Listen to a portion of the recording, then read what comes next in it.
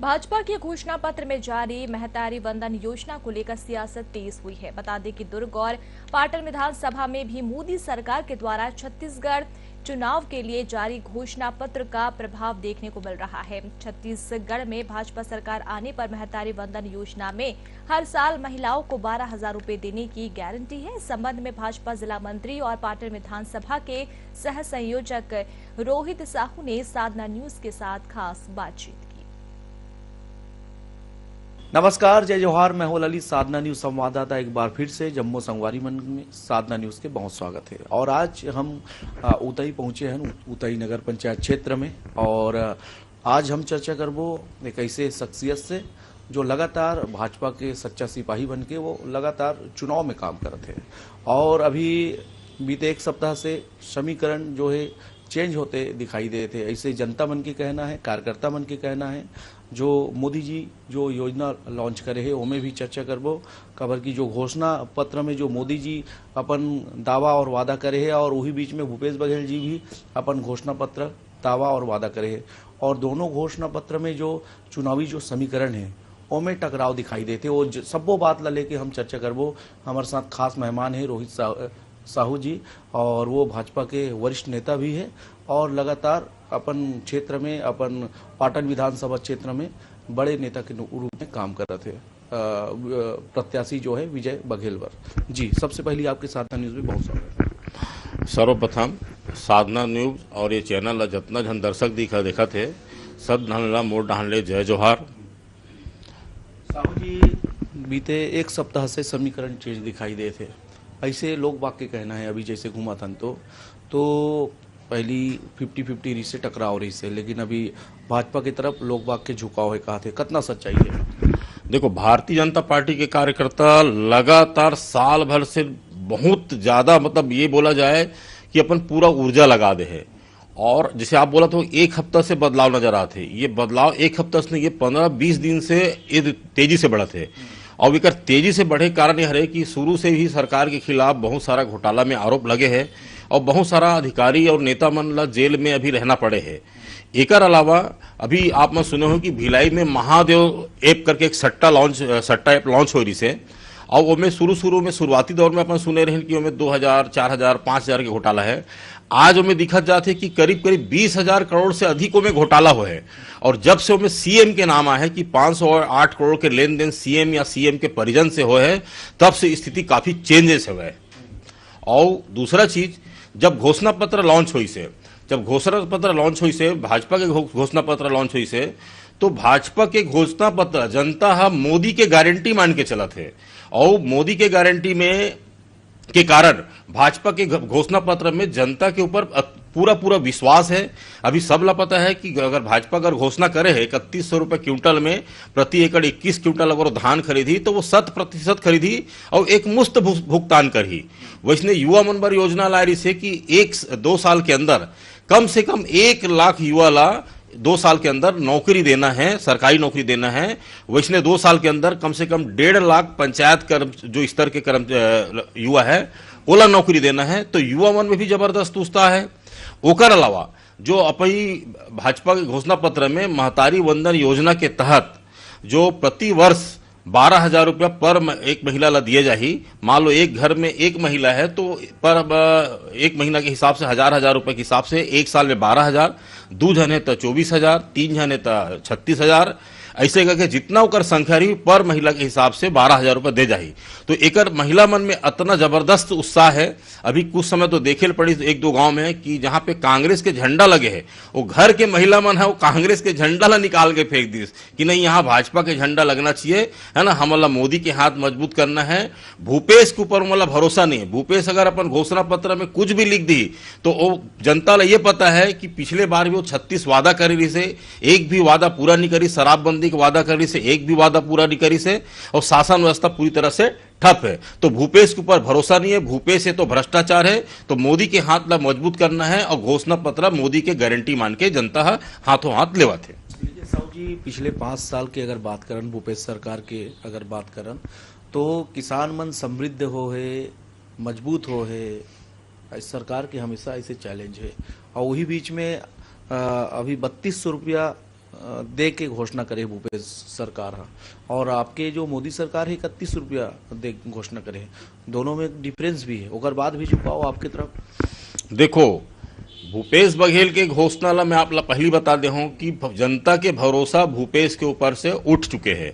और अगर आप कैलकुलेशन में अगर आप बात करो, जैसे वो 32 रुपये बोला थे, है ना, तो 20 क्विंटल धान है, 20 क्विंटल धान है। और भाजपा के घोषणा पत्र में 21 क्विंटल धान खरीदा थे, तो वो में भी आप ला एक अगर कैलकुलेट करूँ तो वो 1000-1200 रुपया ऊपर है, अगर आप ला जाइए अगर कैलकुलेशन अगर आप करूँ। दूसरा चीज,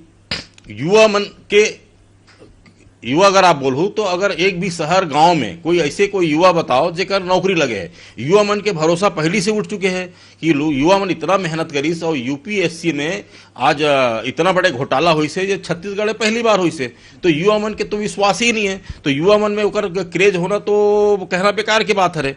और रही बात किसान मन के, तो किसान अगर समृद्ध होती है ना, तो किसान अगर समृद्ध होती तो अभी भूपेश बघेल बोल रहे थे कर्जा माफ, तब आदमी कर्जा कब लेते जब आदमी ला तकलीफ होते, कहीं परेशानी होते, तो किसान समृद्ध नहीं हुए। तो ये भूपेश बघेल खुद बोला थे कर्जा माफ, मतलब वो किसान समृद्ध हो ही नहीं है, किसान पर कोई भी अच्छा योजना चले नहीं है।